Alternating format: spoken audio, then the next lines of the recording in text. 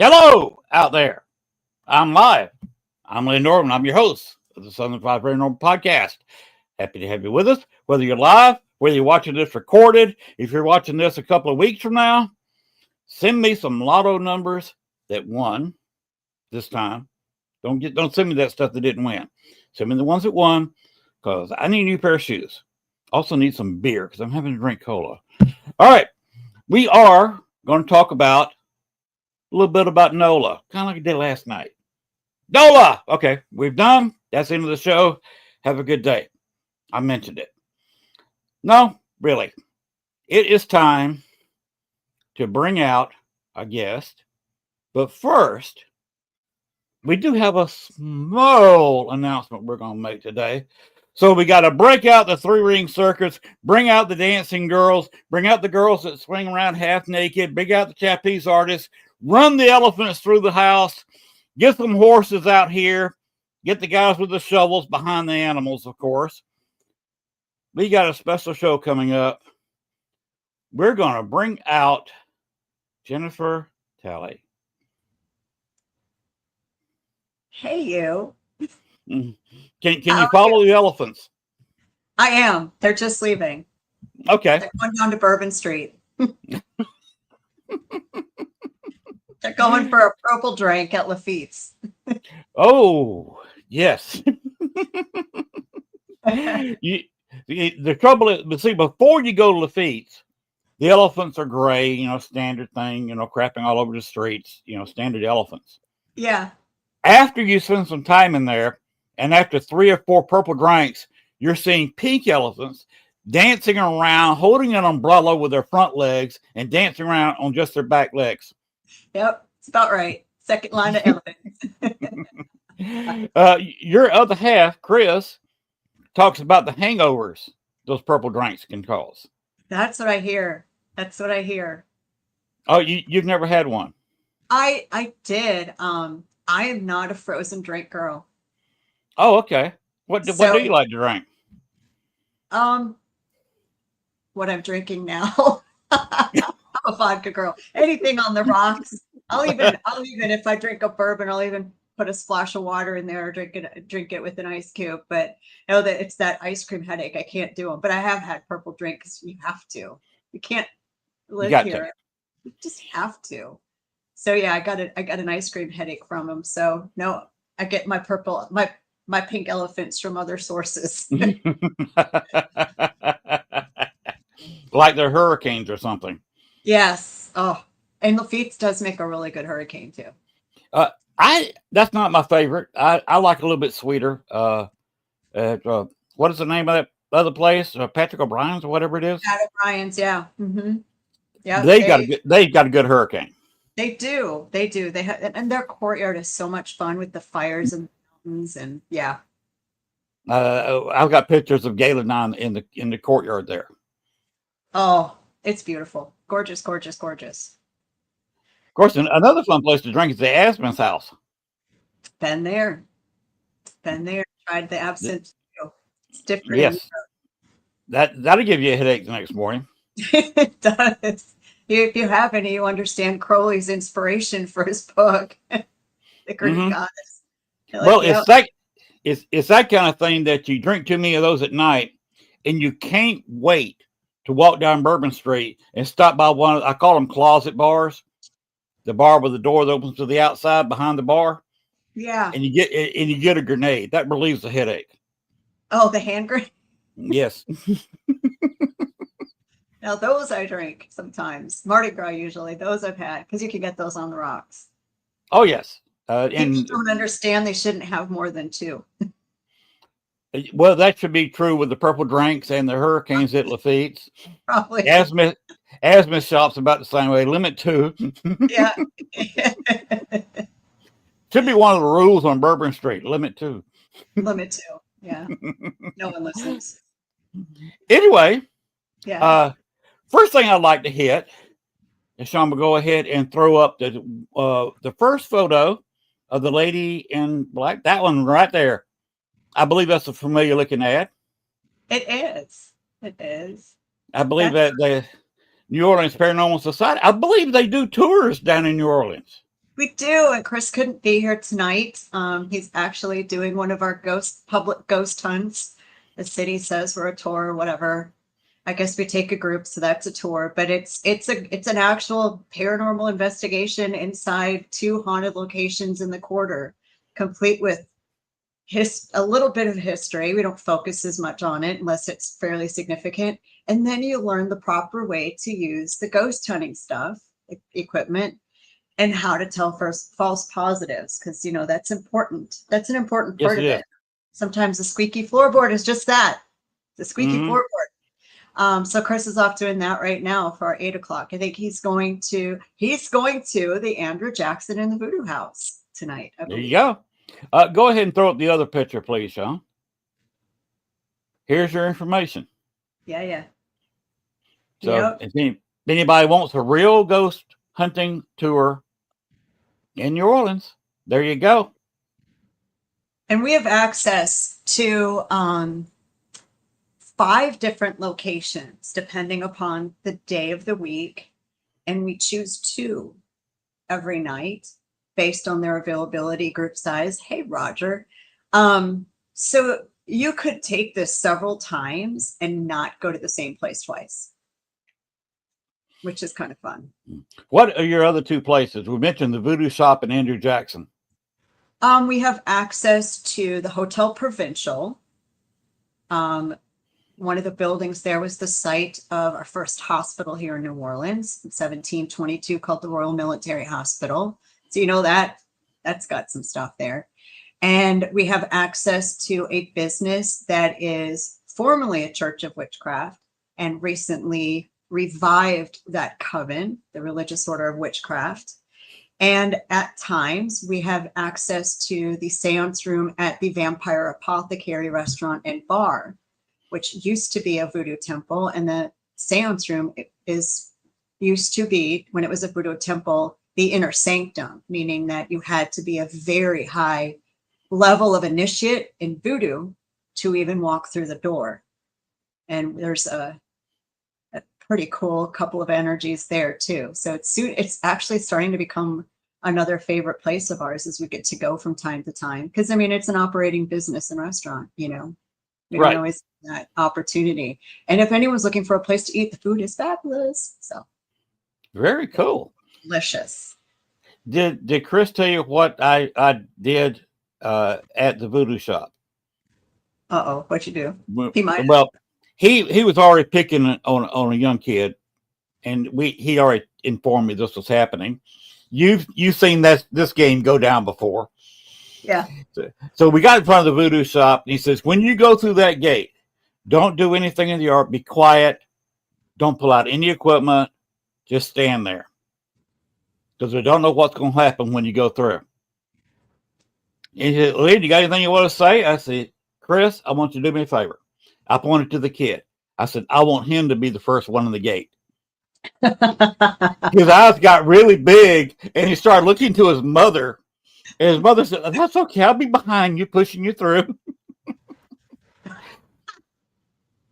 And then Andrew Jackson, he heard the name Toby and went to Chris and said, what does this name mean anything? Because I heard it 3 or 4 times. I said, sorry, that's on me. That's an old friend that died about 10 years ago. That's yours. Oh, wow. Apparently he followed me there. That happens so often that people's loved ones come up. So we don't even have to bother the spirits at the locations if they don't feel like yakking at us, because, you know, they get sick of seeing the same faces sometimes, or they're like, I don't like this group, you suck. You know, so then we're like, all right, relatives and friends, come on, let's talk. And you know, a lot of times that they do. I mean, because why not? It's a good opportunity for them to be heard. So yeah, we also talked about one of the rooms when you're looking back to the lobby from the foyer where you go upstairs to 208. We were standing there, and I told Chris that when I was there a couple of years before, that a guy who worked with Ghost Adventures, he was a staffer, went in there by himself with a recorder, because I told him to go in there by himself. He should have been used to that, seeing that happen in Ghost Adventures a lot. Yeah. He went in there with the voice recorder and came out screaming because he actually got it on record. He hit record and we heard it. A very loud growl. Huh. And Chris said that recently he found out that there was a dead person in that room, and didn't know if it was a murder or a suicide. 106. Is it on the right hand side? If you're facing the door to go to the front desk, on the right hand side, opposite 208. Yeah. It's 106. That's Captain Smith. He unalived himself in that room. Okay. And so he was a fishing captain. Okay. Lots of stories down there. Yeah. Lots of places to go. But that's not what we're kind of doing that here. We're having a little bit of fun, talking about some common experiences we've had down there. Yeah. I have seen at Lafitte's a partial apparition of a man wearing a hat. Standing in front, I was on what I call the piano side. I go with the fireplace. Yeah. I go bar side, piano side. Yeah. I was on the piano side and saw that partial apparition sitting on that table. And this was just 2 or 3 feet in front of me. Yeah. Just something kind of came in. I saw something moving around and it walked off. Huh. And like hat or what kind of hat? I couldn't tell. I couldn't see enough of it. Okay. But that's right where other people have said that John Lafitte may be appearing once in a while. We got a photo. I could share it with you while we're doing this, of an apparition. Very much looked like a pirate, thought to be Jean Lafitte, at Muriel's. Muriel's of all places. Yep. Let me see if I can find it. But I know I have sent it. The whole French Quarter is haunted. I was explaining on the show last night that psychics have told me that New Orleans is kind of a crossroads. of the paranormal. It's kind of like the Atlanta Fulton County Airport is for the entire Southeast. If you fly to Montgomery, you fly to Birmingham, you fly to Jacksonville, Savannah, Columbus, you got to go to Atlanta first. And New Orleans seems to be that on the paranormal. You go through New Orleans, when you pass on. You find it? Yeah, I'm sending it. Yep, just send it to you on Messenger. That's standing at the ghost table. You know, I've often felt in the Andrew Jackson that it's a portal. And I'll say this because before we started going in that closet area that we're able to now, we just stayed in the courtyard. And one part of the courtyard just always felt heavier than the other. And one side of the courtyard, we always got more evidence than the other. And before I knew I had abilities or any of that stuff, you know, using equipment, I got over one of our apps. It said Parker liver. We missed it. I'm getting goosebumps now. My dad's best friend, his name was Jimmy Parker, had passed away less than a year before that happened. Now, I'm not from New Orleans, and I think I was about 8 years old since the last time he saw me. So there's no way he really would know I was here, right? And so I called my mom. I said, hey, how did Parker die? Can you check it out? Because his family was still in our hometown up north. And she called me back a couple of days later, and she said, he died of liver cancer. And I said, really? Was it fast? She said, Jen, he was in the hospital and dead within 3 weeks. Really? Yeah. And I thought to myself, I haven't seen you since I was 8. I'm 50 years old, whatever I was at the time.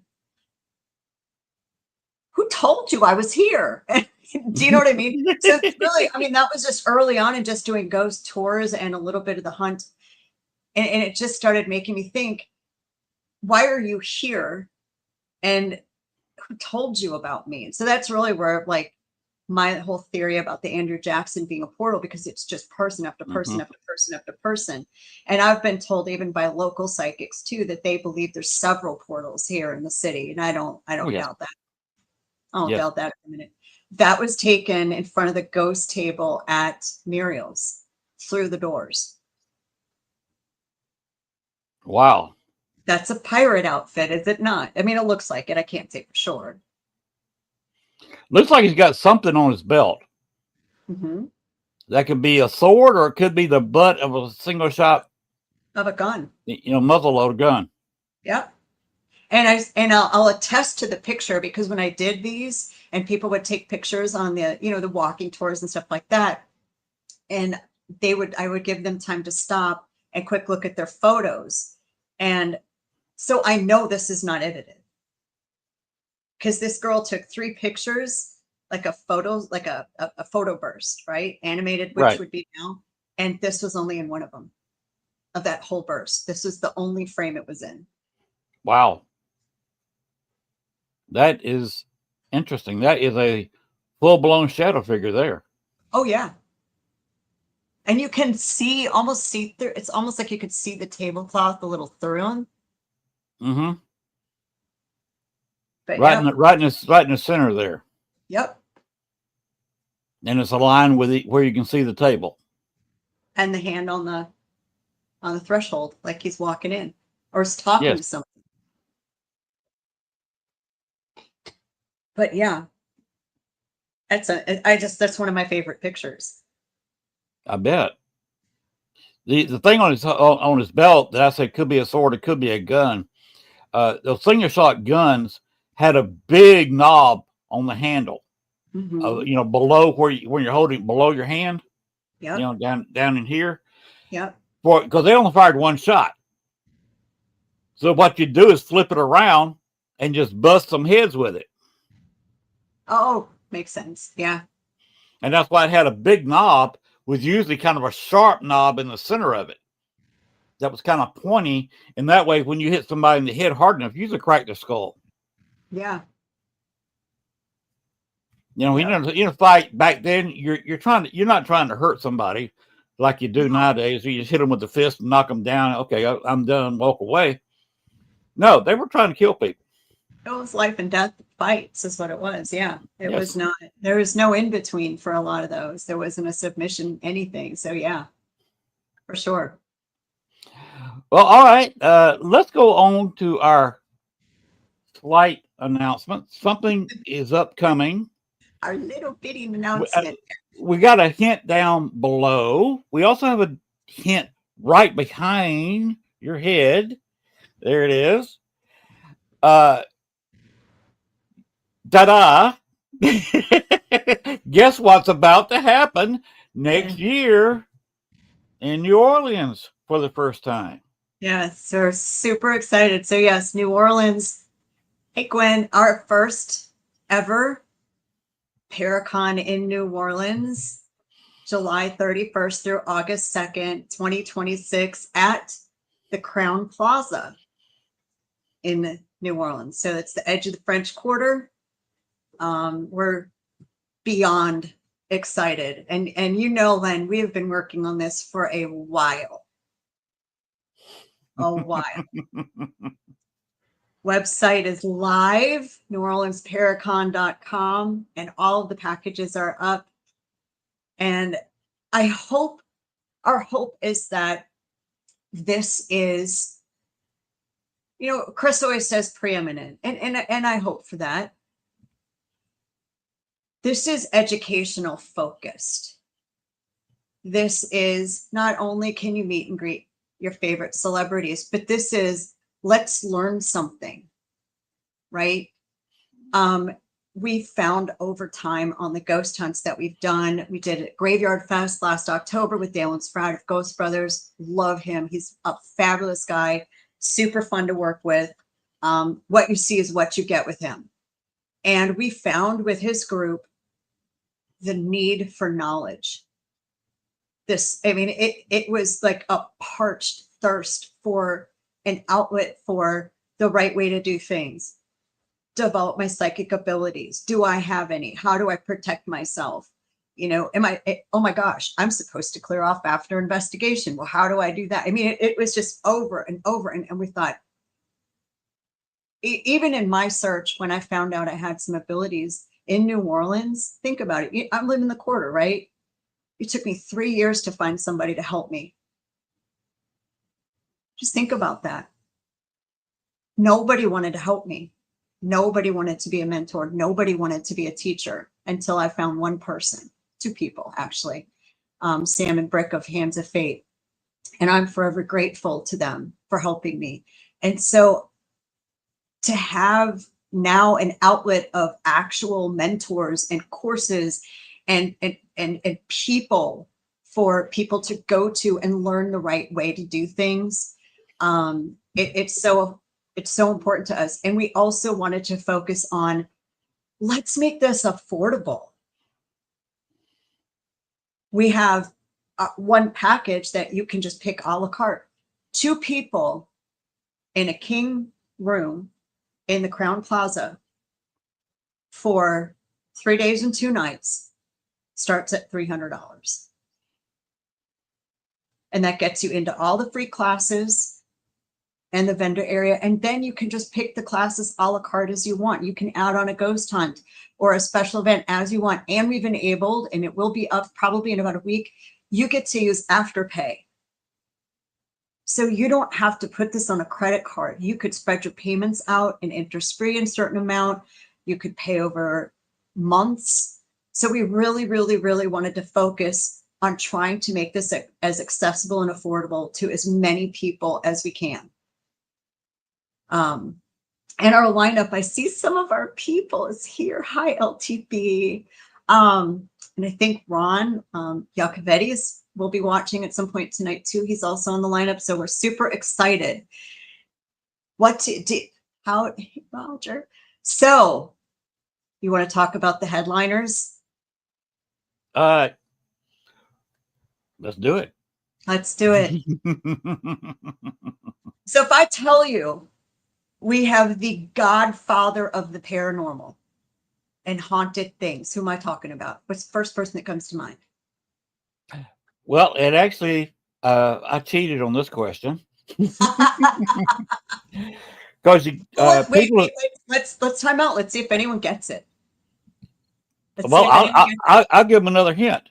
Okay. Anybody who has watched my podcast and saw my birthday show on July 3rd, he was. I had 10 people in the StreamYard. He was one of them. Yep. He Oh. actually attended my birthday party on StreamYard. I can't. I'm excited. I'm excited to meet him. He's one of the people that. Yep, Gwen, look at you. He's one of the few presenters that I have not met. Yes, that is John Zaffis. He is the nephew of Ed and Lorraine Warren and the Haunted Collector.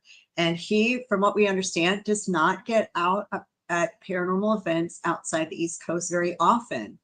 So coming here, I mean, wow, we're so excited. Now, linked to him, we also have, for the first time ever, all 4 members of the Warren Society will be here. We will have Joe Frankie, Bill Slevins, Father Ken Torres, Father Bob Bailey. All 4, the first time all 4 have ever been in one venue ever. They've never done a Paracon where all 4 are going to be there. So super excited. And they're going to talk about all their experiences. John is actually going to be speaking with them in free classes. There will be a free class. So right now at 5:00, both nights, Saturday and Sunday, that's a general Q&A with him and the Warren Society, just for everybody to be able to get access to him. So super excited. We have the wonderful, bright white, beautiful Patty Negri coming, the White Witch. I've met her before, and she's also someone that, if you've ever seen her on a show and how sweet she is, and just that gentle, sweet energy, that's her. Like, that's what you get with her. Is she like that in person? She is. There is no difference. She is just a beautiful woman, and I'm excited for her to come. And then someone that's also one of our featured speakers, and I've never seen this at a Paracon before, doesn't mean it's not happened, okay? I don't want anyone to think that it's never been done. I have no idea. One of my really good friends, she's from Canada. She's a pet psychic. Her name is Angel Morgan, and she is going to come teach us how to communicate with our pets. Very cool. And do animal spirits and do pet readings. And I'm trying to put together a special event for Sunday for her, where if you have a pet, you can come have her help read. And LTV, she's going to be talking. Latriana Terry Brown, she's going to be talking as well. Parapsychology, Sam Balatrus, he's going to be teaching a few classes. Ron Iacovetti and Lourdes Gonzalez, if you've not heard of them, go look them up. I think they call it the digital seance experience. They have a device, and it would be classified, I suppose, as an ITC device that does not transmit or receive any signals. Mm-hmm. It uses a type of spirit box technology that is based on only white noise. It's super cool. They're going to be doing some presentations about that. And then we have all of our local people.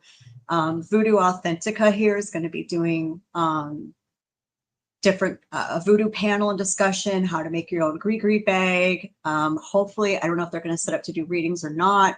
We're hoping that they do a voodoo ceremony to open or close the Paracon. We're not sure if they're going to do that or not. It would just be something real general. We have Marita Waywood Crandall is going to be speaking and participating in one of our special events. She is a local. If anyone wants to read her book, she is a historian and fiction writer on all things vampire. She has a book called Mosquito. I think she has Mosquito 2 out, as well as a few other books. And she owns one four businesses here. Go Marita. She has Boutique de Vampire, Vampire Cafe. I call it a gothic themed vampire restaurant and bar. Marita, if I'm wrong, correct me. The Vampire Apothecary, which to me is more a Victorian themed vampire place. And she's got a speakeasy above a jazz club on Bourbon that you need a password to get to, called Potion Speakeasy. So she's going to be talking. And I hope to be adding more local talents, because we do really want to showcase New Orleans too and all the haunty Of things. course. That's what I've been trying to do with my podcast. Yeah. I've been sneaking in New Orleans as much as possible, trying to throw some hints and sell the city. I told Chris I was going to do this and try to sell the city and state what goes on, because New Orleans, Gail and I both are in love with the city. Yeah. Despite the parking issues. Gail's in there laughing in the living room. She heard me say that. It's bad for locals too. It's hard for us too. Yes. Y'all have your own issues with parking, but it's such a fabulous city. And with Paranormally, it's an absolutely amazing place just to even walk through. But to be able to go in some of the historic buildings, I got voices, some footsteps, a couple of little shadows I couldn't explain. The couple of nights I stayed at the St. Pierre. Yeah, I don't doubt that, because that's near St. Peter #1 cemetery that was inside the rampart. The rampart walls are inside the French Quarter. You know, there's people that have dug pools that found remains, and you can't move them, so they just proceed with the pool. So you got a person buried. What, you got to just dig the pool around them, or how do they do it? Move the pool slightly? I don't know how much they move it. I can't say for sure. I just know that the pool goes in anyway. If they edit the location or not, or how much, I got no idea. I don't want to misspeak, but yeah, there's a couple of pools that are kind of haunted. I mean, water too. Why not? The movie Poltergeist comes to mind. Oh, really? Why? They were digging a pool in their backyard, and of course it was raining. The hole, there's no pool there yet, fills with water, and the wife falls into the open pit full of water, and it suddenly finds herself surrounded by skeletons. Oh, geez.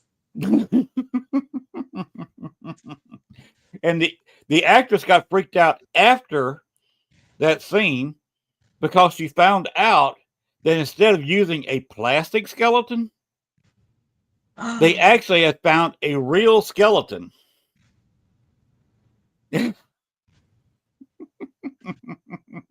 And use that. Oh, dear.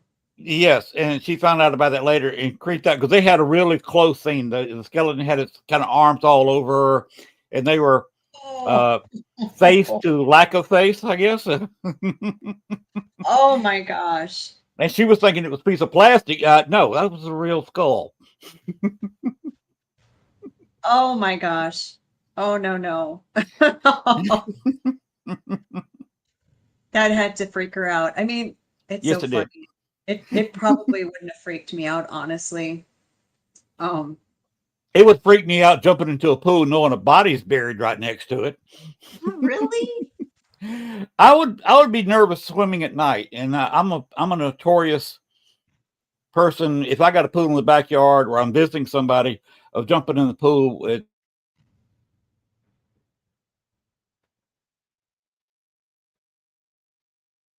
Len, did I lose you? I think Len froze up a little bit. I think he did. Hi, Sean. How are you? I'm doing fine. How are you? You guys are having a great show so far. Oh, I hope so. So are you coming to New Orleans? It sounds like might be a possibility. I haven't been there yet. We've got a hotel buyout. Right now, we've got how many? 3 different ghost hunts. One includes a cemetery scheduled so far.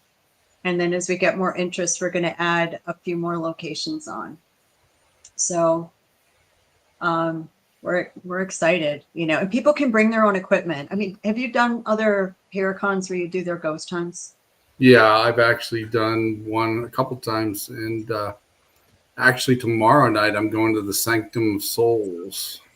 Oh, where's that? I'm going in with Eternal Paranormal, and it's up on the Quad City, up on the other side of the Quad Cities area.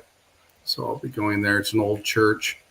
And I'll also go be visiting Annabelle tomorrow afternoon too at the Rock Island Roadhouse. Tell Ryan we say hello. Father Bob's going to be at the Paracon.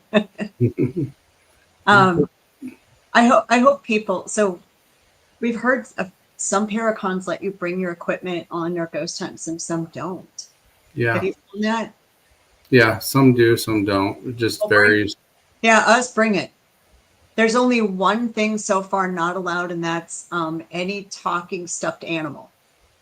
I don't want to call out the name brand of one very popular one, but talking stuffed animals, some of the spirits from like the 1800s, it flips them out.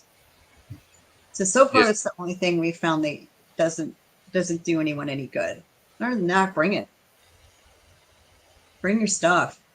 And we're going to have stuff for sale. I think we're going to get, if some vendors can't be there, we'll get some of their stuff shipped in and sell. So we'll have SLS cameras, XLS. I don't know if we're going to have an XLS camera. We'll have SLS cameras and a few other things that people don't bring. I know Mr. Brandon Cooper of Supernatural Inc., which I did not mention in our speakers. Mm-hmm. Sorry, Brandon, because he's going to be watching. He's going to be demonstrating some of their stuff, which I use. I use their MCOM spirit boxes, and I am waiting on my replacement ink box. So one a linear, one a random sweep. So I'm going to be teaching a class with him on unique techniques to use using ITC devices to elicit some very direct and intelligent responses using different techniques. So that sounds cool. If you watch any of our stuff, we do things real different. We play games with our spirits. I just started playing Would You Rather with them.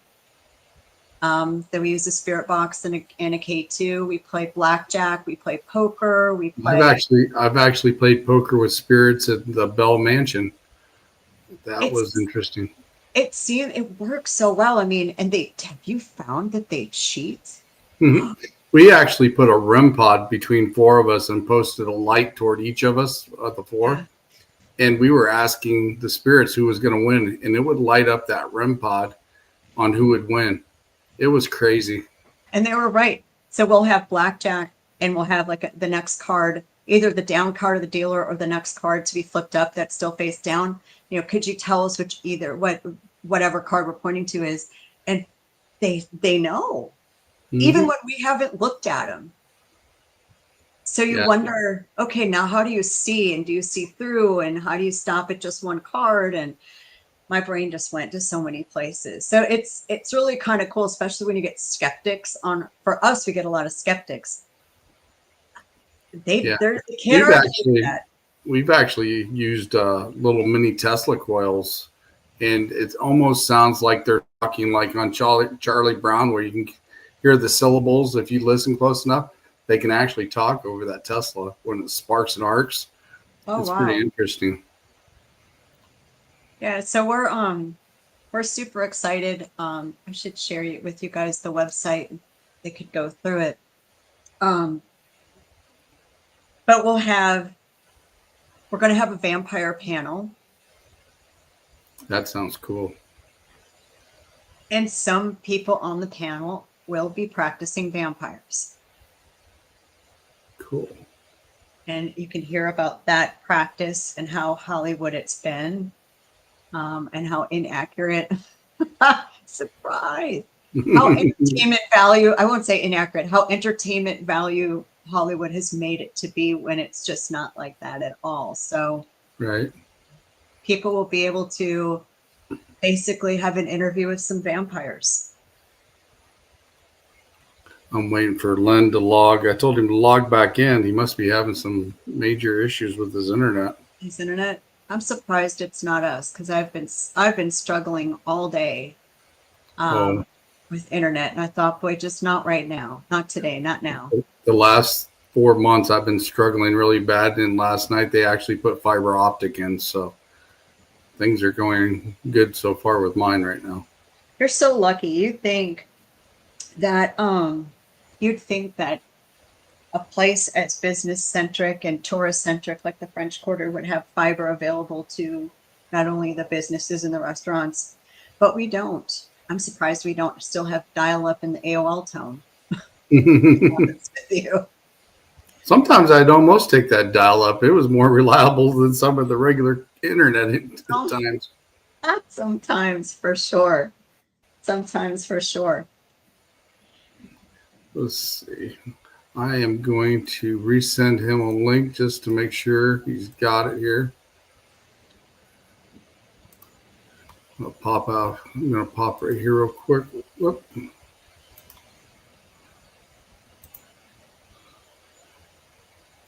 Is it going to work? Is it going to work? We need the Jeopardy music. On my page, on my StreamYard, I actually got that. Seriously, we need some spooky Jeopardy music going on to see if one's going to be able to log back in. Yeah. The ghosts don't want us talking about it. Yeah, I actually got that in my sound effects on my StreamYard section. Let's see here. I am going to send him this link again. So if he's up and running, he can come back in. Set this down. But yeah. So tell us a little more about the con. What got you guys into that? How do you get started into it? Well, we've never done one before, so of course you have to start with one. And my husband Chris and I are two people that just says, okay, let's make this happen. But I think we've been kicking around doing it, didn't know how to do it. People said start small, and I said, okay, we were going to start a lot smaller than this. But I think really what kicked us into high gear was that event with Dalen last October, and seeing firsthand a sampling of the need for education. Even if it's proper ghost hunting techniques. Hi guys, don't provoke or else. And this stuff is real and this is what could happen to you. I have gifts. I don't know what they are. I don't know what to do. I don't know how to interpret them. Okay, this is an outlet. I don't know who to go to. Who do I mentor? Who do I trust on the internet? Whose book should I read? Right? That's just what we've been seeing. And that's really kind of motivated us to do this. Hi, you. Welcome back.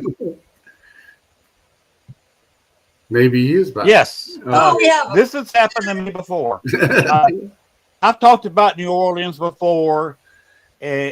Sometimes when I start talking about spirits, that happens. My internet completely went down and I had to completely reset it. Wow. That's all right. We got you covered, Len. We've got it. Do you know what's funny? So we were talking to Father Bob Bailey, who's one of our guests from the Warren Society. My husband and I were talking to him about one of the demonic cases that we didn't take it. We stumbled upon it. I'll be honest with you. We did not think that's what we were walking into by any stretch of the imagination. Ended up getting the location certified for an exorcism through the New Orleans Archdiocese. And as we were talking about the detailed experiences we had over, I think, the 3 separate times that our group was there, I was only there twice. The phone kept cutting out and they kept dropping the call between each other.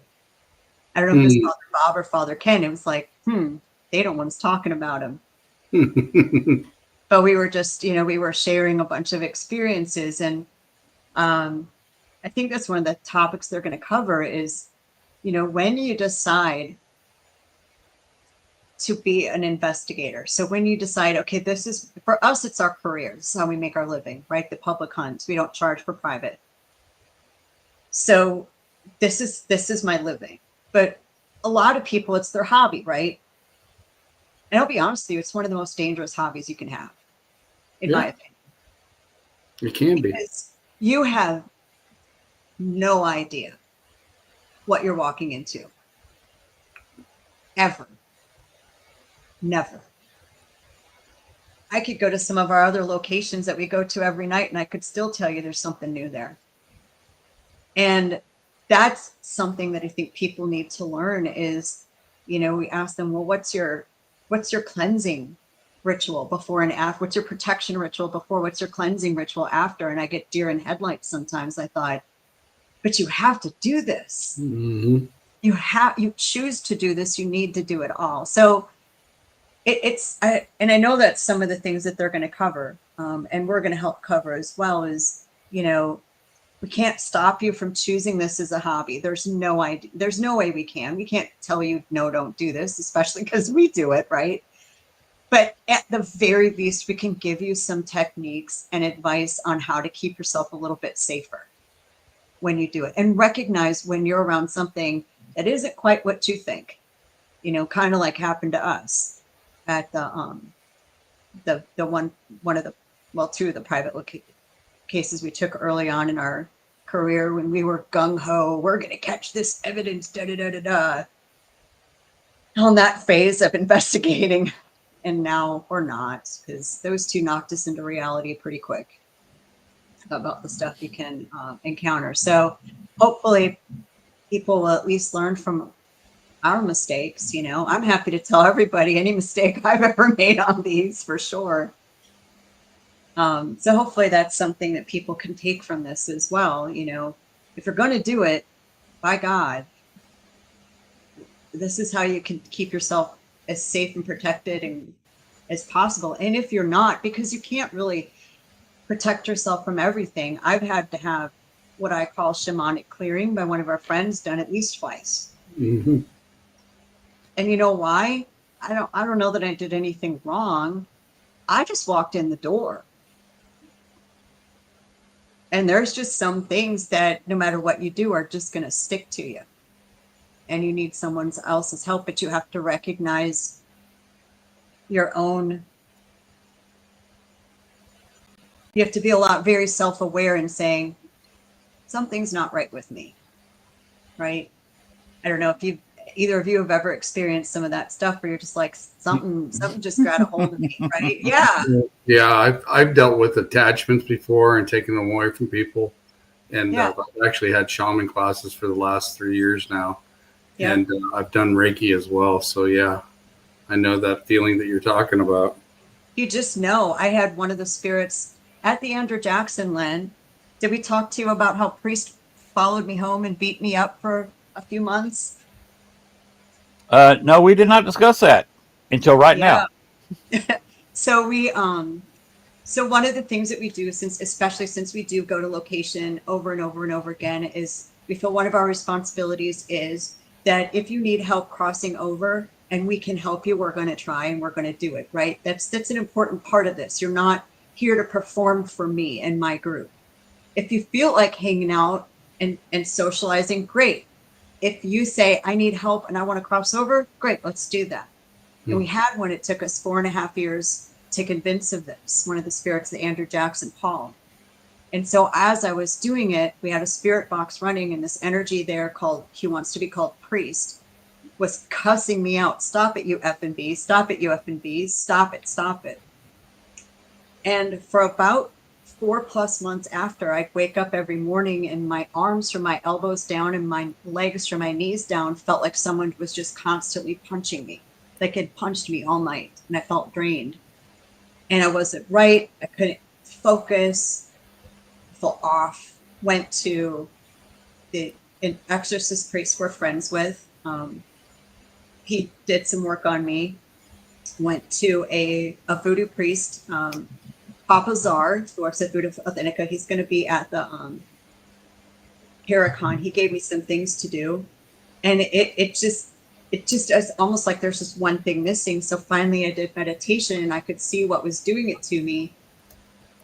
And he disappeared during meditation, and I got this real hard electric shock in my arms. And I'm like, well, that's what you're doing to me every night. I'm just asleep.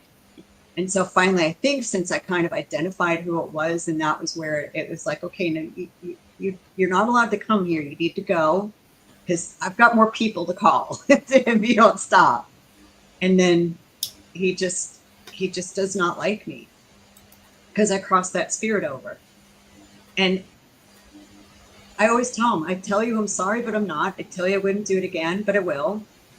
I'm going to be here, so we're going to have to figure out how to play nice in the sandbox. Mm-hmm. This isn't, I'm not going anywhere. So, no matter what you do, stuff can follow you home, right? Yep, it can. It definitely can. Yep. You remember I was in Chicago for 14 years. I got followed home several times. In my intro, you saw the spirit from Bachelor's Grove, the child. She followed me home. And that was interesting since I had no experience with children. And there I have somebody that died at 11 months and 4 days old roaming around the house. Oh, wow. We generally also don't got followed home by I got followed home by a prostitute once. Also in the intro, it shows the Irish Legend. That used to be a whorehouse in Speakeasy run by Frank Capone. And I had a little bit of overzealous prostitute follow me. We were at the Hotel Provincial one night, and I had this, I can split people up in that location. We can't in most. And there's one room that always laughs. No matter what I do, there's someone's going to be laughing. And I walked in, I thought, what's going on? What's so funny? And apparently one of the prostitutes from Gallatin Street from the 1800s had made her way back and was asking this young man to take his wallet out. Show me the money. I know. All I could sit back and think was, got to applaud the work ethic, my dear. And what's going to happen next? Like, how's it going to play out? I'm just going to sit back and watch because I don't know what's going to happen next. So, here's Ken Torres. Hello, Father Ken. Nice to see you. He's going to be one of our speakers. He's listening too. Yeah.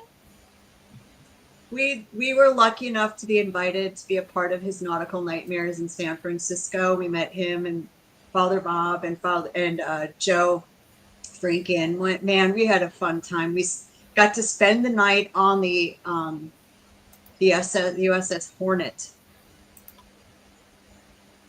which was it was pretty intense. That's the aircraft carrier, correct? That is. And we played blackjack there too with Father Bob and got some real fun results. Chris was playing Great Balls of Fire and some Elvis songs, and you saw spirits dancing to it. So yeah, we had a wonderful time with those guys. And Sam Baltrusis was there with his friend Heidi, I hope I think that's right. So yeah, that was a good time. Sam Baltrusis is a great guy. I look forward to talking to him again. I had been looking forward to meeting him. He had invited me to a Paracon on the East Coast a couple of years ago when I was on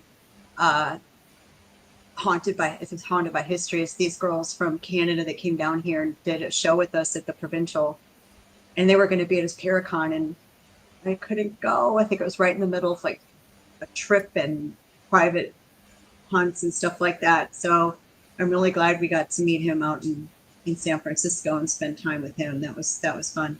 I did. I have got a chance to meet him. He's a really nice guy. Yeah, and so smart. So I sent you guys a link to the website if you maybe wanted to show it so people can take a look at the schedules and stuff of what we have. Now, classes are subject to change. Speakers are subject to change their topics. But as of right now, this is kind of what we've got. Hello, Gwen. Aw. Yeah, Father Ken's awesome. Father Bob actually had to lay hands on me and on that ship because I was getting affected by something I couldn't shake off. So just by sitting there. And Sam said that when he walked in, it took a while before he could walk onto the ship because there was something that was holding him back and made him feel kind of icky. So there was a lot of stuff. I'm pretty sure that Sam and Heidi and I, which we were all separate, we came back together the next day. And because I kept asking when I was with Father Kid and Bob, like, would they have allowed dogs here? Because I feel like this golden retriever kind of dogs running around the ship, which seemed a little weird, but maybe not. I mean, I don't know. It was a World War II aircraft carrier. I don't know. And it's funny, Heidi and Sam were doing a seance downstairs, other end of the ship, and they said they had the same thing. They had a dog like that come through that they said was running around. Oh, so wow.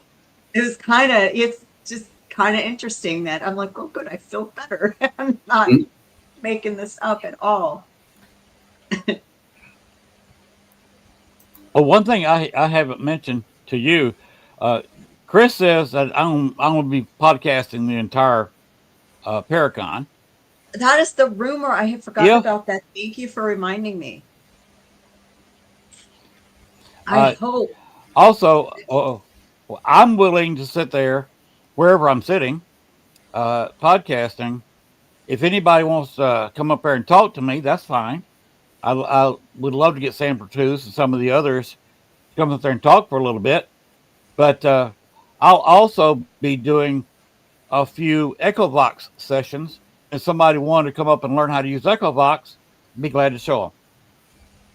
Now, are we kicking around the idea of you live broadcasting parts of some of the ghost hunts that we're going to do? Chris mentioned it. I'm not sure the logistics of doing that because to podcast live, of course, I need live internet. Okay. Yeah, I think we can do that, though. The Voodoo House may be the most difficult. We'd have to have a hotspot there. The Andrew Jackson should not be a problem.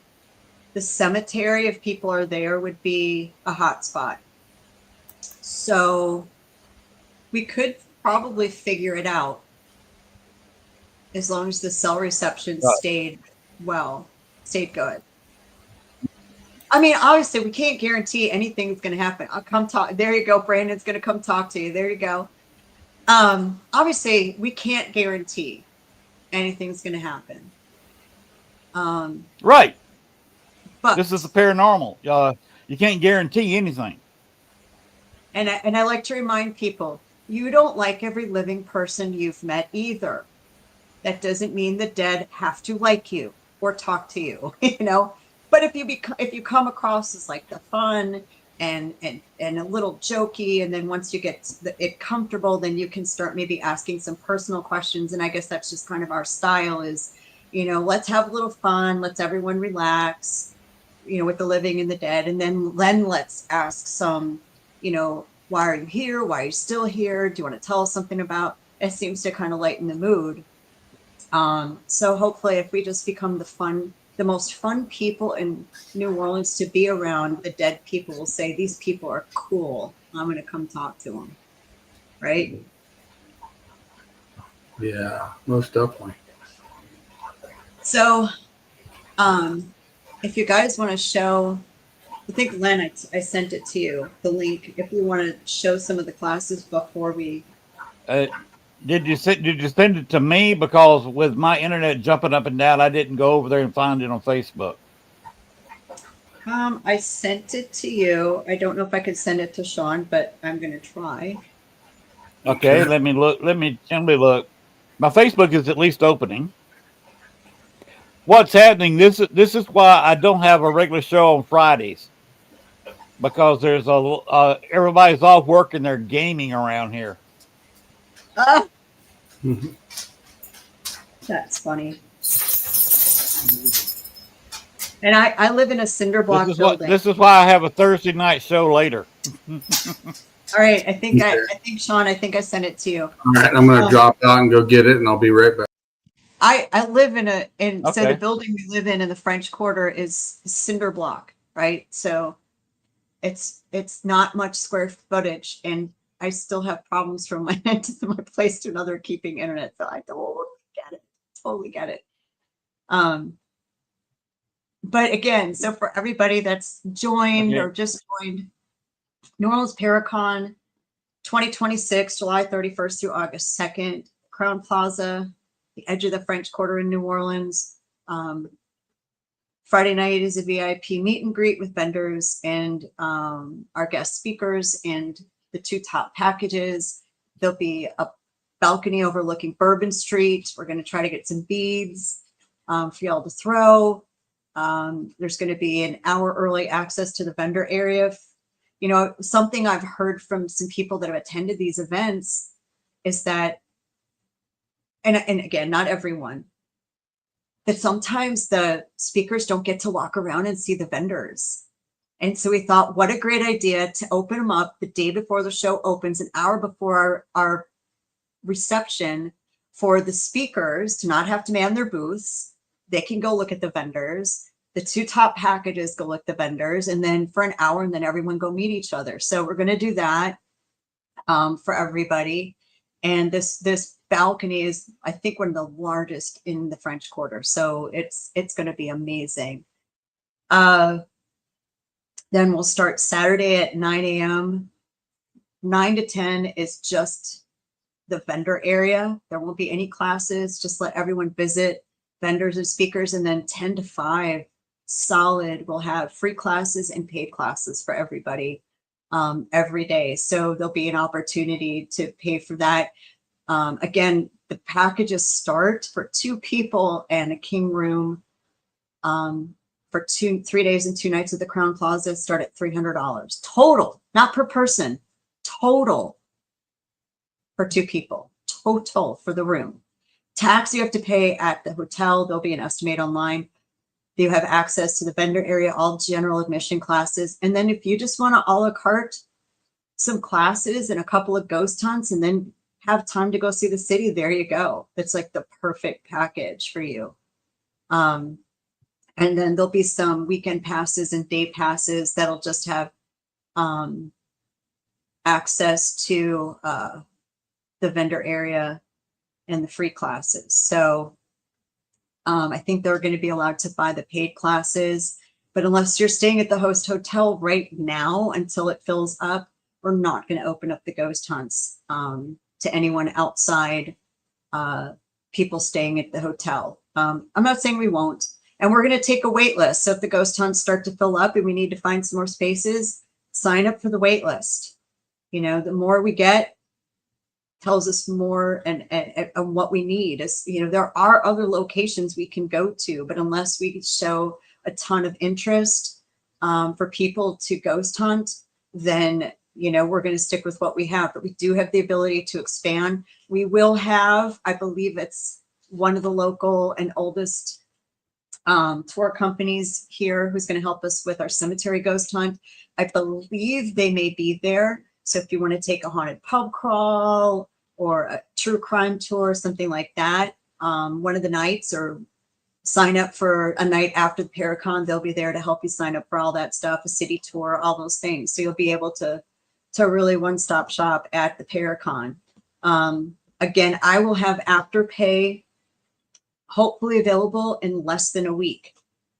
So that's like, what are those similar services, Len? Like, what is it? Klarna, buy now. PayPal.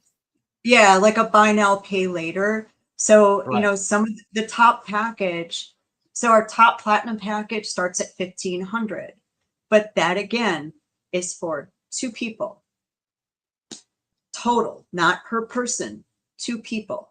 And that includes access to everything. There are a few things to add on. We do have an add-on that has to be purchased separately. That is a weekend with Patty Negri and Sam Baltrusis. That's And amazing. those are events, all inclusive, Saturday and Sunday. You get access Here to we go. every single, oh, there we go. So these are the classes. I'll talk about Patty's thing in a second. We're super excited. So you see our class schedules: Discover Your Spirit Animal with Angel Morgan, our lovely pet psychic. Anyone who hasn't heard of her, please go look her up. She is one of the most amazing human beings I've ever met. Ron and Lourdes are going to be here. We're going to be talking with Mr. Brandon Cooper of Supernatural Inc. And we're going to be talking about ITC devices and some of the devices that Supernatural Inc. Does. We'll have vampire panel, a voodoo panel, gree bag and workshop. For those of you who don't know what a gree bag is, it is effectively a protection pouch based on herbology and a few other and a few other practices. So John Zaffis and the Warren Society, again, if you see that under general admission, yes, I'm not kidding. Everyone who has a package ticket to this will get to the opportunity to get in line and get in there. Obviously, we have capacity issues. So the more interest, the bigger the room. And then we'll do it again on Sunday. And so that's the whole schedule. The add-on for Patty and Sam, which is $500 per person. It's the only thing, the add-on experience are per person. That is every single paid class of Patties that you want to go to, you're in. You then get on Saturday night dinner included at the Vampire Apothecary with Sam and Patty. And you get to do a gallery reading and then an intuitive ghost hunt with the two of them. So your whole day and evening is with Patty and Sam. And then Sunday, attend any of Patty's classes. And then you get to go to a private meet and greet at Potion Speakeasy that's owned by Marita, who's the owner of Potions and Vampire Apothecary. You get another meet and greet, and that is on Bourbon Street. It has a balcony overlooking Bourbon Street, and it's above a jazz club that's super cool. So if you are a Patty and Sam fan and or Sam fan, that's like the ultimate Patty Negri experience. And she might be bringing around a special guest. I will announce that in the coming months as to who or maybe what that might be. So we do have more coming. And we have more locals coming as well. We haven't announced every single local yet. So we'll have more coming too. Okay, I have a few questions. Sure. One, the hotel.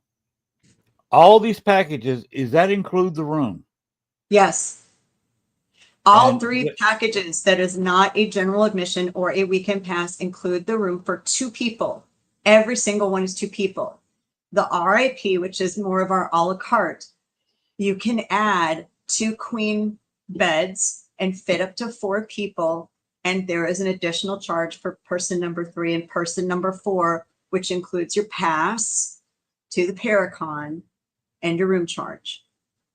So every single package, I want people to understand, all the 3 packages, the Platinum, VIP, RIP, are all for 2 people total, not per person, 2 people. And so they don't have to be married. It can be me and Bob come in there. We get a room together and we get this at the same price that a married couple would. Yes. Okay, I don't think $300, $150 a person plus hotel tax, not a bad deal. 3 days. But that's actually a very good deal. Now these especially are at a place like this. What's some of the history of the place? Of the Crown Plaza? Yes. How old is it? I don't know the age of the hotel. I should have looked that up. I would say early 1900s. I mean, it's been remodeled, but the building itself is rather old. So where it is on Canal Street, when you cross Canal in New Orleans, the street names change. If you ever realize that. Royal becomes St. Charles, right? All the street names change because what we call the neutral ground, a lot of places call the medium. We call the neutral ground because where the Crown Plaza was the locals' French, Spanish section, and across Canal was what was called the American sector. And they didn't always get along, so they met at neutral ground to settle battles. Is this still live? I don't know, Ken. Is it? I don't know. It's still out because I just posted in there. We're still live. So it is a historic. It is technically on the edge of the French Quarter, but it's considered in the French Quarter. Right.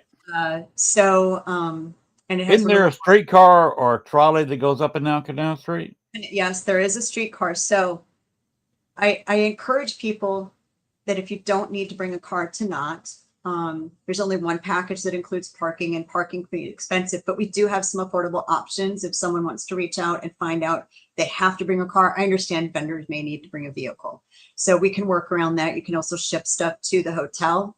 But New Orleans, it's made to walk. Yes. It is Very made much to so. walk. Most of the events, I know it's going to be a little warm, but most of the events going to be inside. There's a restaurant that's attached to the hotel called Bourbon House. There's some people know it as Crystal Burgers. It's called Crystal Tavern here because they have alcoholic beverages, because of course they do. And there's another restaurant across the street called Redfish Grill. There's one on Canal. There's fried chicken shops, and there's plenty of food to eat around the area. And the only time you're really going to get out is at night to go to the events, to the ghost hunts. So, and they're within 7 or 8 French Quarter blocks. And Len, the blocks are short. They're not a true residential block. Right. Right. So what here would be called 10 blocks would be somewhere else a half a mile. Mm-hmm. Just to kind of give people an understanding of the walkability. And then we have the street cars, things like that. So you can really get anywhere you need to go without a car. The French Quarter is not that big. No, 13 by 7, 13 by 6 blocks. So it just depends where you start and end. But it is not that big. Not at all. No, it's not. And super active. We've had a lot of psychics here that I've had to prepare for the heaviness of the energy here. It's intense. Yes. It's very intense. So if you do have abilities and you're coming, I'm preparing you. Yes. You got to be prepared like I was. Yeah. You've got to, if you go in there with an open mind, something's going to jump in your mind with you. I would just like give you that guarantee in New Orleans. You got to be able to say, "Uh-oh, I feel pressure." Boom, and put up a brick wall is what I think about. Yeah. Yep. But you know what? It can be fun. Our spirits are funny. A lot of the places that we go to, our spirits are funny, and we keep that kind of when we do our hunts there and our investigations and bring people there, we want to keep that kind of energy. There's no reason to go negative or serious. If they want to go serious and need help, we go serious, right? Right. But at the end of the day, let's have fun until they say, okay, now I need to talk to you about something. And then we say, okay, what do you want to talk about? What is it you have to say? But if we keep the energy light, then it stays light, right? And that's so this is more of the lighter side. You're going to learn some different techniques, especially because we're very odd in what we do, but it works. So why not? Yeah, there's Brandon offering cleansing. That can be important. That's not a minor thing, Brandon. No, I might need it by the end of the week. I might. Now, let me ask you this. You said the other tour group will be helping you out and may be available, on Friday night, or somebody want to stay over to Monday?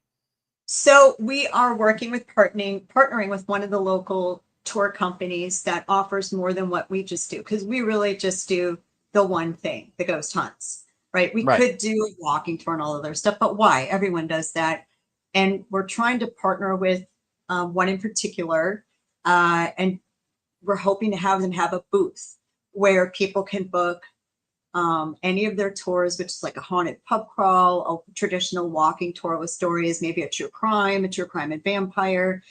We might have another company there if you want daytime tours outside the Paracon days that you want to do, like a city bus tour and have someone run you around, stop at Cafe Du Monde, stop at St. Louis number 3, do something like that. We'll have some museums there. The Storyville Museum is one we're going to try to work with, which is a museum dedicated to the legal red light district we had here in the early 1900s, and the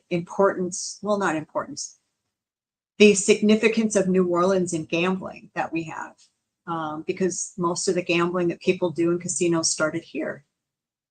So that's why the Superdome has the new name like that.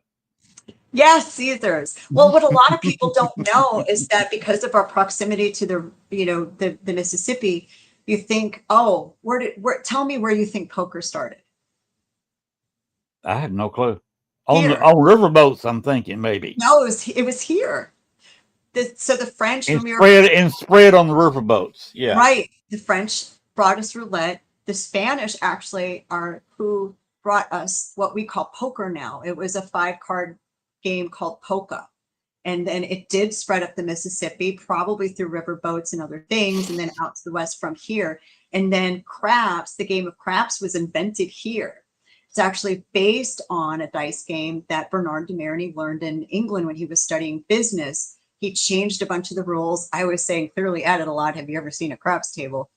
And taught people how to play here. But he thought he changed the rules so he could take his friend's money and ended up gambling his family's fortune away. So one of the original craps tables from Bernard de Marigny is in the Storyville Museum. So craps was invented here. So we were Sin City gambling was before Vegas was ever the glimmer in a gangster's eye, right? There you go. So, I mean, we're just so much significance here to these things. And then, you come with that, you then comes with brothels, and then comes with partying, and then comes with all these other things that end up in sometimes ghosts being made, and Yes.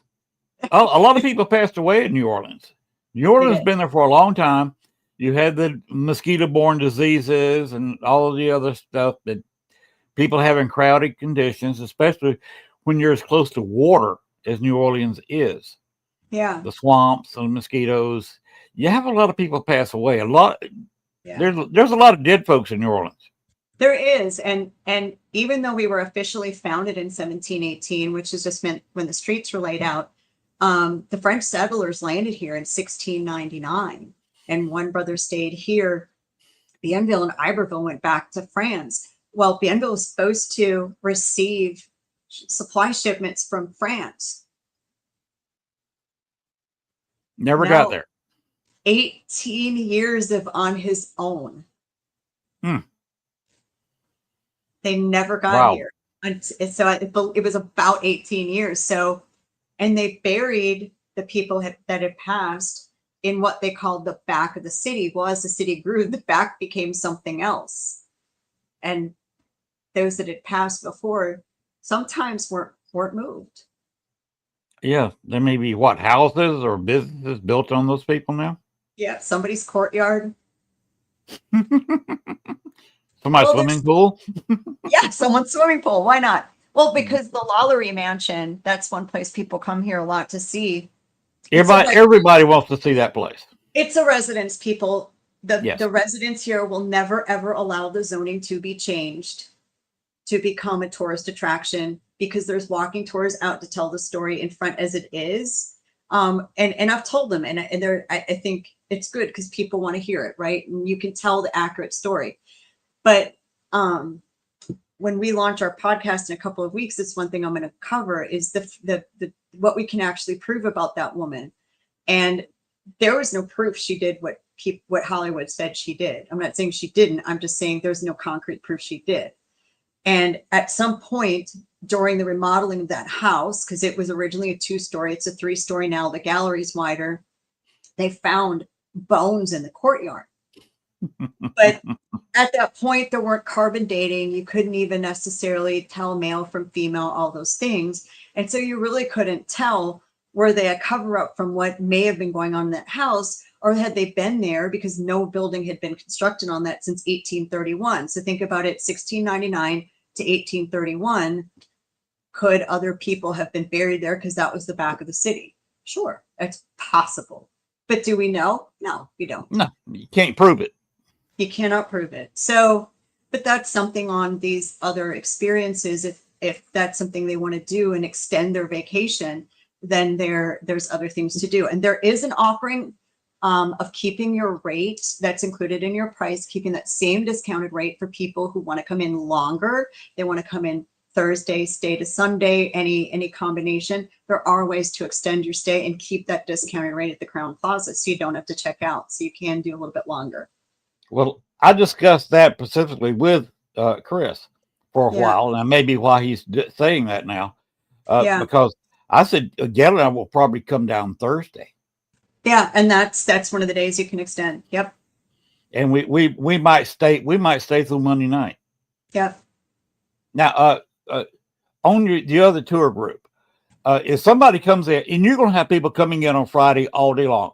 Yep. If they get there, say at noon, and they want to go someplace for lunch, come back in. The room's not ready yet, but they're holding the luggage there at the hotel. Is that tour group available for some kind of daytime tours, a bus tour, a daytime walking tour? There will be the availability of that, and we can provide that information via email to the people that are registered for the Paracon, on as long as you have do the package with the room Right at the hotel. So as we get closer and things are a little bit more concrete, then any reminder, and there'll be reminder and update emails. So anyone who books, please check your email, please, please enable text notifications. It's not for a spam. It's for hey, an update was just emailed to you about the Paracon you just booked. Go check your email, right? right. It's not for anything else, okay? So as we get closer, if we add on events, if there's more opportunities for other things, we're going to be sending out texts and emails. So please make sure you opt into text messages, and no, it is not to spam you for anything other than this is what's going on for your reservation. Check your email. That's it. That's all it's for. And we're going to have some fantastic merchandise. We have a local artist that designed our logo behind me. And so he's going to be helping us with some cool merch as well for people. And then for our top 2 packages, there'll be a swag bag, and we're working on some fun stuff to go in there too. So very excited about very, very cool. You got to have the merch, Yeah. which includes, coolies, you name it. You gotta have that. A nice hat, kind of like I got. One thing I want to work on, I cannot guarantee it's going to happen because I haven't ordered it yet, is in New Orleans, there's a thing called a Go Cup. Mm-hmm. So since we can take our beverages to go from establishments, I would like to make sure that we have those available for purchase and in the bags. That's a logo Go Cup, so you can take it throughout the city and have your beverages, your water, your Cokes, or whatever you purchase. Your grenades. Your what? Your grenades. It will be the size. So if you don't get the signature grenade glass that they have a Go Cup size for their, and right. So it'll be at least that big. So you can't fit your grenade in there, your drink grenade. Oh, what you do, you just guzzle some of it when they give it to you and pour it in a smaller cup. There you go. Whatever works. Whatever works. Well, that covers a lot, because people that are coming in Friday morning are going to have things to do. Now, one question: what about the people? Because Gail is on a roller walker, Mm-hmm. and if somebody like that, now she's not going to participate in any of the ghost hunts. She doesn't do that kind of thing. But let's say somebody is on a walker and can't walk what you and I would think would be a short distance, right, to one of the events. Is there going to be somebody there, or somebody who can contact them where they may need an Uber, a cab, or have you still got the college kids down there on the little trikes? We do. There are the bike taxis. We have not talked to any of them yet. We don't provide transportation to any of the offsite events. The entire Paracon itself has elevators. It's on one floor. So anyone with any mobility issues should not have an issue. I do want to remind people that the French Quarter is a historic neighborhood. They are not required to be ADA accessible. However, some places have made accommodations, right? The Andrew Jackson has a few stairs you'd have to go up and come down. you could still on the buyout do the ground floor rooms, the closet, etc., and have no issue. You would just have issue climbing the stairs to go to the second floor. The Voodoo House, narrow carriageway, a bump over the gate, 2 steps. That's it. So where else were we going? Oh, the cemetery ghost hunt. That's by a bus. I would have to check with them on whether or not the bus has a lift for anyone in a chair. If they don't, then they would just need someone to assist them in getting up the bus stairs. They could collapse the chair and get on. So we encourage anyone with any kind of mobility issues to reach out to us. There's an info@neworleansparacon.com. You can call or text us at the phone number on the site as well. We encourage you to do that before you book. So we can address those and make those phone calls beforehand for you. Because I don't want, I'm going to remind everyone, this stuff's non-refundable, like every other Paracon out there. You buy, that's it. So before you spend your money, if you've got those issues, please reach out to us and we will do our best to accommodate anyone that we can. I will say, I'm going to address service animals. Some of the places we go to are private businesses. And for example, the Voodoo House is a home business with animals on property. So bringing another animal in a space like that would not be good because the resident animal does not do good with other animals. Does that make sense? So anyone, it's not that we're saying no, I'm saying it would be a very bad situation simply because it is a home and a residence, right? And then you have people with allergies. So I just want anyone that's in that situation to please consider those things before maybe thinking you could bring service animals on the experiences. I'd encourage you to reach out to us beforehand as well and see what would be the most comfortable for everyone involved, including their animal, really. Exactly. You don't want an animal fight there in the middle of a ghost hunt. No, and you don't want 2 of them going bananas, or at least or just even the resident animal going bananas either. And that's not fair. So I'd encourage people to reach out as well for that. And if you have an animal allergy, it's a good thing you brought that up. I hadn't thought of it. You might want to take your allergy pill if you have an animal allergy before you go to the Voodoo House. Yeah. And I'll be honest, the Andrew Jackson is dog friendly. Yes, it is. I can't control that. So if someone had stayed in a room before we get there that had an animal, I won't know. It's also ghost friendly.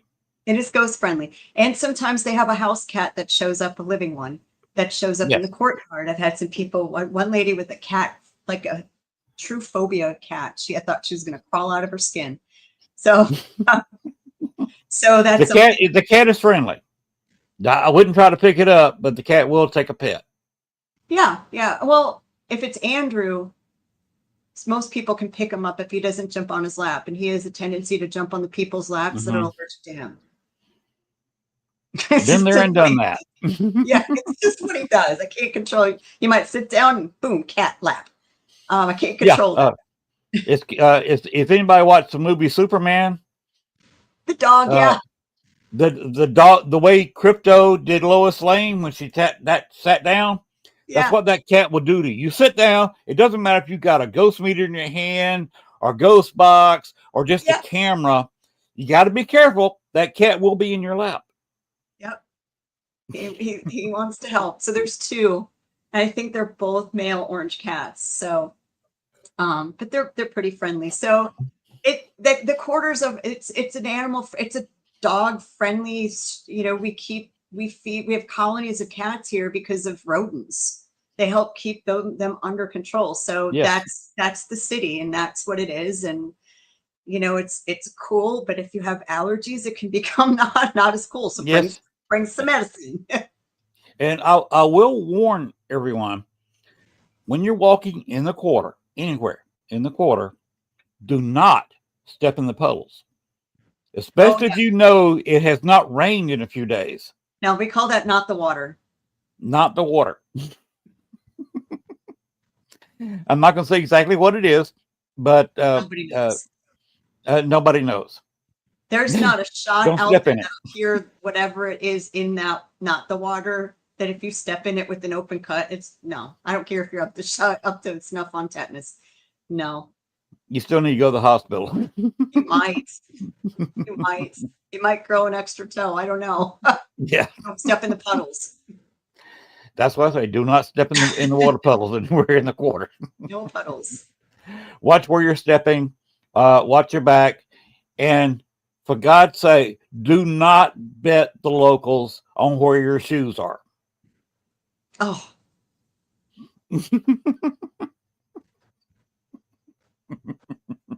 This is true. That is a Do you want to know what local should scam. we tell everyone what the answer to that question is? Go ahead. The answer is I got my shoes on my feet in New Orleans, Louisiana. That's the answer. They ask you, I can tell you where you got your shoes. The answer is I got my shoes on my feet in New Orleans, Louisiana. But people think it's like the store. That's not. And Right. then People say Walmart or I bought Yeah. it from Nike store or whatever they got them. there's another one about how many kids some relative of yours has. How many kids your daddy has, or your daddy had. How many kids did your daddy have? I can tell you how many kids your daddy had. You want to know what the answer to that is? Go ahead. None. Mama had them.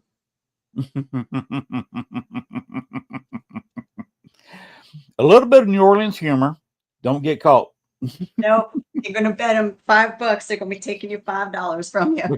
These No, guys that are very good, and They they can be walking down the street and they'll make a beeline for somebody who, for some reason, known to them only, they know you've never been there before. A lot of times they come to me and Chris will be like, man, I'm local. That's all we say, man, I'm local. And then they leave us alone. That's the way to get rid of them. Yeah. I had them my first couple of visits there, but when I came with Gail, one guy the first time we were down there, and that's it. I guess they saw me enough. They're like, yeah, no, I remember this guy. You might. I haven't been approached by them in a while, but I don't walk around quite as much. I've been in front of a computer this last week. So Yes. gee, I wonder doing what. Yeah, I wonder doing what. I'm in front of a computer a lot of times too. I'm either in front of my desktop, which you can see behind me, right there. You see what I got on my desktop, or I'm in front of my laptop here. One other thing, everybody wants to know about Marie Laveau. Yeah. She was a former hairdresser. That's where she got her power from. She got If her you want to money. get on her, do what? She got her money from it. Mm-hmm.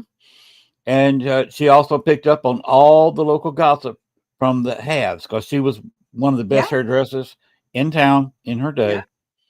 If you want to get on her good side, if you go on a tour of the cemetery where her tomb is, bring something or pull something out of your hair. She will consider that a tribute. Yeah. I've got a ponytail. Just if you got one like me, just pull the little thing out, drop it right there by her tomb. Don't mark on that daggum tomb. I'm tired of seeing all that crap. Well, post COVID, they won't let you leave stuff there anymore. They won't. No, they won't. Wow.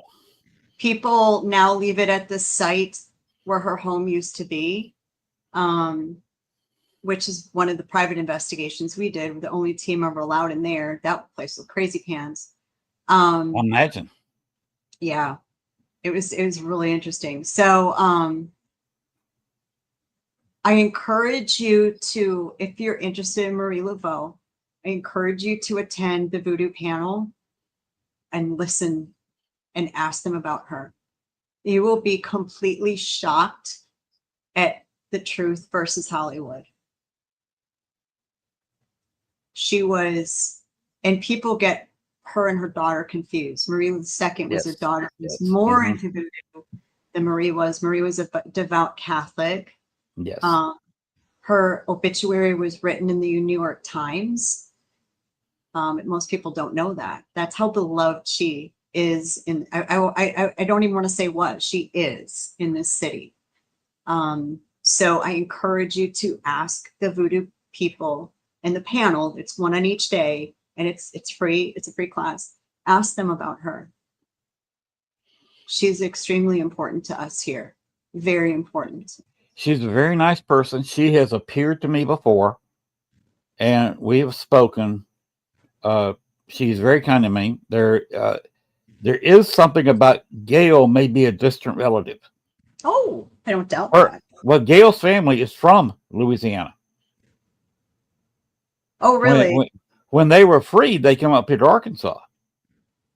Because you remember, we're only an hour 20 north of the border. Oh, really? Yes. Chris knows exactly where we are. The local hotel several years ago when we first got here was sold. The sign out front changed. Chris was one of the ones that worked on the sale. Huh. So Chris has actually been where we live. Oh, yeah. Back when he was hotel sale. Yeah. That makes sense. Mm-hmm. That's it. I don't doubt that for a second. Yep. Yep. Their family came up, and this is as far as they got. Now, Gail's parents ran off. They got together and ran off to Chicago and got married. That's why I lived in Chicago for 14 years, and Gail's from Chicago. Okay. But her roots, both her parents are from here in southern Arkansas, and specifically her father's family, when the slaves were freed, came up from Louisiana. Okay. In fact, most people in this area are from Louisiana because they came up to escape either their former slave masters when slavery was ended, or a lot of the whites came up here fleeing Catholicism. Because this is a very anti-Catholic area, very Protestant. I know. I lived there. So you know what I speak of. And I'm a confirmed Catholic. And yes, I know. I lived up there. We did not tell people this. Right. So that's where this area is kind of from. So there is something about his father or her father being related. Oh, interesting. To her because his family was down there in all that mess. They were. He was down. His family was down there during her time, and of course the daughter's time. Yeah. Well, Laveau is the father's name, not her mom's. Right. Laveau is the father who is white. What was her name? Her mom's. But you catch me if I was lying. I know when Marie was alive, effective husband, only husband, because they couldn't get married then, was Glapion. So mom's name would have been Laveau. I'll be honest. Traditionally, it would have been because of slavery. Most of the people that were owned in slavery were given the last name of the person that claimed ownership over them. So that's how a lot of those names came to be. So native last name, I've got no idea, but it makes sense historically that her mom also would have been given, whether she wanted it or not, the last name of Laveau. Right. Of course, Gail's father's family was Thomas. Yeah. Which is very generic. Yeah. Yeah. And doesn't count for any of the women on that side of the family. Yeah. Like I said, we believe there's a distant relation. There could be. There could be. Now, on my last night's show, if you look at the two banners, both of them have Marie Laveau's descendants. Her family tree is listed on both of those. And her picture's on one of them. A picture, yeah. Yes. So if anybody wants to talk about her, go to the voodoo? Is that going to be Saturday and Sunday, or just Saturday, or your voodoo Hang on. panel? I'm trying to block my cat from walking on my keyboard right now. The voodoo panel, he's like, you're not paying attention to me. I'm over you. It's good. So there's going to be a voodoo panel right now, 2:00 on Saturday and 3:00 on Sunday. So it will be a free panel to all GA. Obviously, it's going to be first come, first serve. So Is the room full? The room's full. the room's full. The room's full. Yep. We do have the ability to make some of the rooms larger. And so there's a possibility, I'm not going to say 100%, that if day one, the voodoo panel is in a room that is, still has a line out the door, that maybe day two, we could talk to the event planner at the hotel and see if we couldn't move it to another room. I can never guarantee that. But that's one of the reasons we chose the Crown Plaza, is because of their ability to expand. How much notice they need is going to be still a concern. Did they book something else? Which I doubt, because we chose the time of year that we chose because it's the most economical to travel here, because it is a little warm. But that's why we tried to find a place where you don't have to go outside very much. Right. Now, I will warn everybody, this time of year, which is the last day in July and the first day in August, when you pass away and you go to the wrong place, that's cool compared to New Orleans at the end of July and the 1st of August. It can be, but here's the thing: the hotel's got a pool. So that's which is where you're going to find me if I'm outside. Yeah, hotel's got a pool. You're fine. You're gonna be just fine. It's got air conditioning on the inside and a pool on the outside. You're good. Of course, I could be podcasting from the pool. You'll be all right. I will save everybody's eyesight and wear a shirt. Yeah. Mm-hmm. Len is going to see if the pool is haunted. 3, 2, 1, go. It's elevated, so probably no dead people directly under the pool. Right. That one's what is on the second floor? It's open air, so I don't know if it's rooftop or not, but yeah, they do have a pool, so we're good. There's lots of ways to keep warm or keep cold. Keep warm. Oh, there's a very good way to keep warm. Walk out the front door. If you've never felt 98 degrees and 98% humidity, go outside in New Orleans on August 1st. Yeah. Well, again, that's why we've got it all inside, and that's why the outside events aren't until late. So, and all of those, thank God, other than the cemetery, has air conditioning. And if you find an air conditioned cemetery that's outside, show me. So, the only way to do that.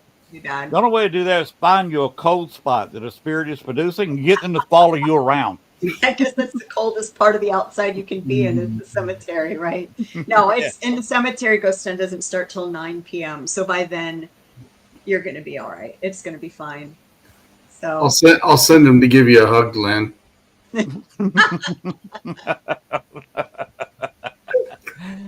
Because I've been to New Orleans in the summertime, and it is it's awesome.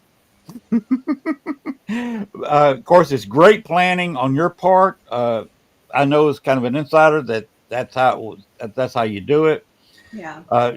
Because I was watching a video just last night on New Orleans, and say there's only a 2-month break between special events, and that's July and August. Yep. And you're having your special event right in the middle of this lull session. Right. So right. the traffic on Bourbon Street or on Canal Street should be a little bit less than what it normally would be, like now, because everybody's wanting to go to New Orleans in October. Right. And families that still are on summer break, they can still come. I will say that as far as children, the ghost hunts do have age restrictions. And so if you've got under 12 to call us, and we'll let you know if and what they can do. But as far as the classes and stuff, I would just say as long as they're able to have the inside or quiet voice during the classes and stuff, and there's only one ticket price. We haven't broken it out. So, if people are wondering about their kids, because we get kids on our tours, but we have an age restriction on ours, which we want to keep consistent with the age of reason. And I'd like to raise it, to be honest with you. Because I was a parent when kids under X8 free, boy, mine was that top age for about 2 years. So I'm just letting you know, we've all done it. But two, you never know what a spirit's going to say. I have no idea how many echo box sessions I've done over the years, because I was one of the first people in the United States to use it. Mm-hmm. And I've done unknown numbers of ghost box sessions. You never know what a spirit is going to say. And you have to be able to communicate to somebody as well as understand when you don't feel right. Mm-hmm. And that it could be possibly more than I think I got a little bug versus I think a spirit is affecting me. And so if anyone's got kids under, like I said, under 12, I'd sit back and think about that first. I don't care how many shows they watch, Right. Yeah. That's when you may need to call on Brandon Cooper. Yeah. After the ghost and make sure you're clean. He's offering you services. He said, I'll offer cleansing if you need it. That's just a few posts to go in the chat room. So I would say having Brandon Cooper around on the same ghost hunt you're on, one, that's a privilege. Two, he can come in handy. He can. Well, Father Ken and Father Bob can do their own story. We've got and then we've got the voodoo clearing, and then we've got a lot of clearing avenues covered there. So, yeah, and we need it too. Here. Yes, you do. It's a friendly place. It's a welcoming place, and it's. I will guarantee anybody coming to the city is going to have a good time. Yeah. And anybody coming to this Paracon is going to have a good time. You got some great people there. You got some great locations they can go to. Yeah. But you might need a little bit of caution mixed in with your good times. Oh, just a little protection to make sure. It's what? It's always good to clear yourself off after an investigation. So that's something that maybe as we go through this, it's going to be the squeaky wheel to remind people that that's an important part of this, right? You have to keep yourself clear, cleansed, safe, protected, all the things. Y'all got Brandon. We just have people. Now we do have some an amazing we have amazing resources here. We really do. We're very lucky. A lot of people don't have that. And that's another part of this is, where do I get my resources from? If I don't have them in my hometown, where can I get them? Right. And so that's another thing that we want to help people find and make connections with things like that. So hi. Hello, Chris. Sean. Yes, sir. Have you got something you would either want to ask or talk about or do? Well, I think Jennifer's covered some pretty good stuff. Make sure you come grounded to things like this, and make sure you cleanse yourself when you leave, because I've experienced things like that, and I've had to cleanse my own team and etc. when I've left. And like I said, come grounded. Maybe take salt bath, salt shower, something like that, or even afterward. Just cleanse yourself. It does help a lot. And I will suggest that, and I know there's probably some locals that'll disagree with me, but I've seen this happen more often than not. Don't burn just sage. Oh, yeah, most definitely. Because here, it tends to just make the spirits mad. It does not, for the spirits here, I want to be very specific. Things work differently in different places, different spirits. Here, Palo Santo, frankincense, copal, Florida water, camphor. Those are the things that you want to bring here. There's also shops that are going to be around and vendors that are going to be around that if you want to get something that's a little bit more tuned to the spirits here, there'll be resources to get that. And that's something to think about too. What works where you live doesn't necessarily work somewhere else. That's Right. exactly right. Very The true. spirits down there are more powerful than most places. They're And I will intense. warn people who have their favorite spirit, their guiding spirit, their spirit guide, whatever they call them. I will warn people there that when you come to New Orleans, look out, because I was down there and had a spirit at the location who would not talk to that person and did not want to stay in the same room because of their spirit guide, and told the spirit guide to leave. Really? Yeah, I've So had the that happen to person me. can stay. Oh. Spirit guide's got to go outside. And the person had to ask a spirit guide to go outside for 15 to 20 minutes so they could interact with the spirit. Oh, wow. Yeah, I've had that happen to me on a couple of investigations. Me and my Reiki master was asked to leave because they didn't like our guides. Huh. Yeah, they all don't play nice in the afterlife, that's for sure. It's just so it's so interesting that it's just not much different than living people things. They fight, they all don't get along.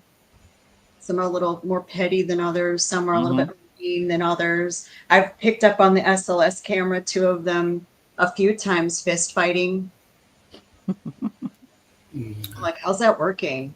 That's interesting that you're staying in a corporal body form and doing human things instead of staying in just an energy mist and doing it was very interesting. Makes you think, like, are we set on that form sometimes? I don't know. Sorry, my brain just goes Yes, off. I understand. No, you're right. It's definitely right.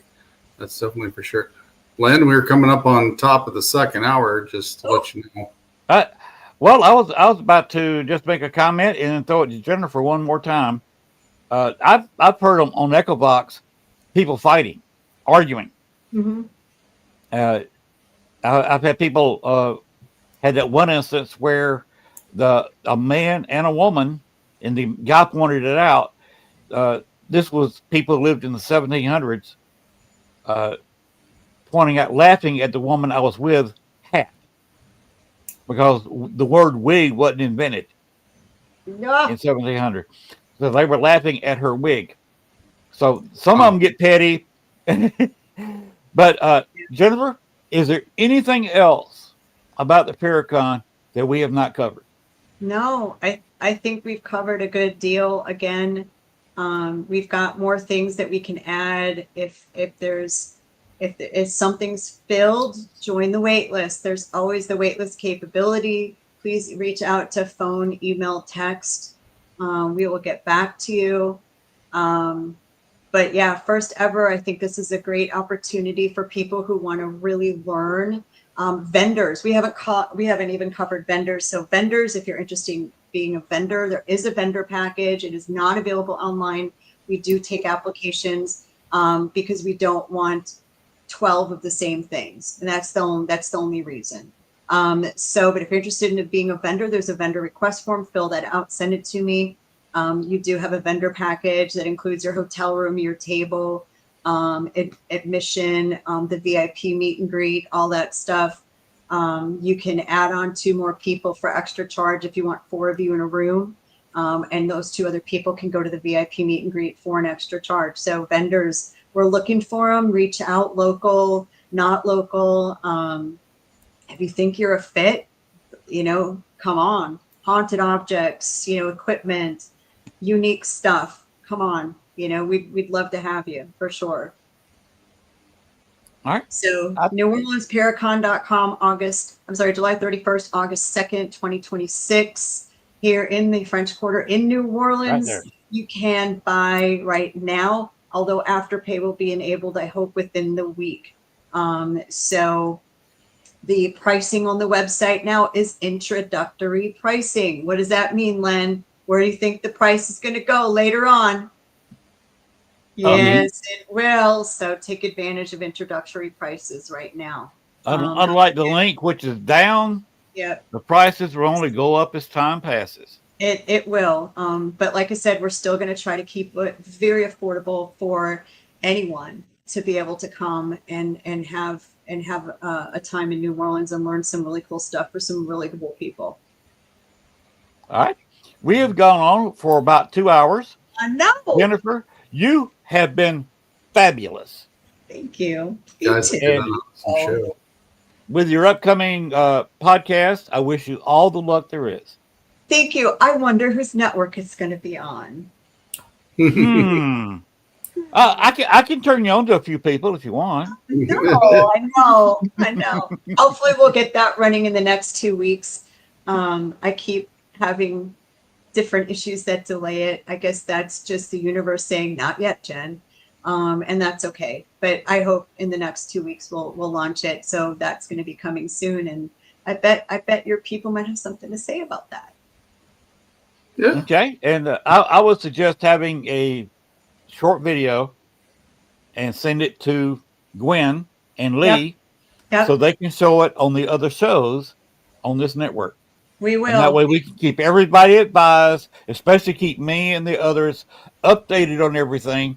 Yeah. Where we can say, okay, you've only got, if you want this package, there's only 5 more available. Yep. You better pull out the card or pull out your pay for, however you're going to do it. Yep. And and it'll get that show package. online too. It will tell you if you go to book, it will tell you how many packages are left. Now the a la carte one, there's going to be a bunch. The other 2, very limited. So it will tell you. And then we'll keep you updated, and hopefully we'll have some ads and commercials running soon and showcase all the awesome talent we're going to have. And I welcome your commercials on my show. Thank you so much. Feel Thank free you to guys for drop having them. me. Yeah, feel free to drop them off on mine, and I'll run them as well. Oh, thanks, Sean. I appreciate it. So, All right. Jennifer, All right, it's been fabulous. It's always fabulous talking with you. You're beautiful, you're intelligent, and Chris did well marrying you. I'll remind him. Of course, now he's kind of hot too, but don't tell him I said that. Okay, you're on my secret for sure. Jennifer, we will be talking to you later. We will host you a couple of times on the various shows over next year, every few weeks, just to try. Because my personal goal, would be to sell every package you offer and sell them all out. Perfect. I challenge you. That's the goal. All right. Good night, Jennifer. It's been a pleasure. all right, I'm going to drop you backstage, Jen. Great All show. right. All right. I tell everybody that was a fabulous show. That was a lot of fun. You got a lot of information. I would advise keeping this video and going ahead and watching it in slow-mo so you can continue to get the information. Did you Good night, everybody. Len, did you want to play that one other video real quick? Let's do it. All righty, here we go.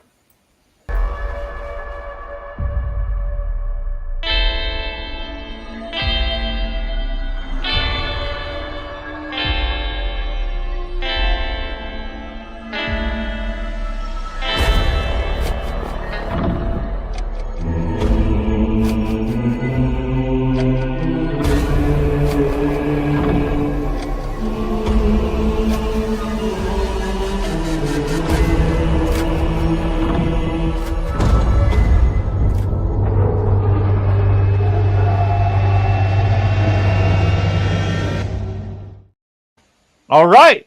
Looks awesome. That's going to do the show for tonight. That's two hours. We're running up a minute over. So good night, everybody. Thanks for coming to the show. Thanks for listening.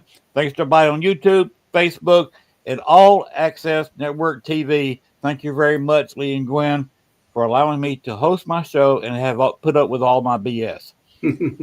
Just remember, the paranormal never sleeps, and that goes doubly when you're in New Orleans. Have a great night, everyone. Good night, everybody.